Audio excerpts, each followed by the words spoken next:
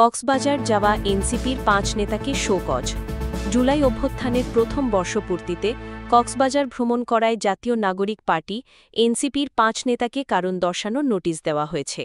বুধবার ৬ আগস্ট দলের যুগ্ম সদস্য সচিব দপ্তর সালেহুদ্দিন সিফাত স্বাক্ষরিত এই চিঠি এনসিপির ৫ নেতাকে পাঠানো হয়।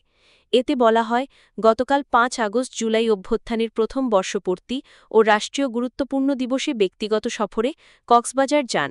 এই সফর সংক্রান্ত কোনো তথ্য কিংবা ব্যাখ্যা রাজনৈতিক পর্ষদের নিকট পূর্বে অবগত করা হয়নি।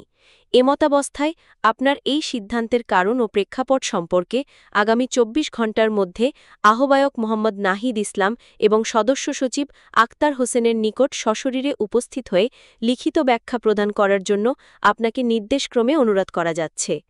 এর আগে মঙ্গলবার ৫ আগস্ট বেলা ১১:৩০টার দিকে ঢাকা থেকে বাংলাদেশ বিমানের একটি ফ্লাইটে এই ৫ নেতা কক্সবাজার বিমানবন্দরে অবতরণ করেন।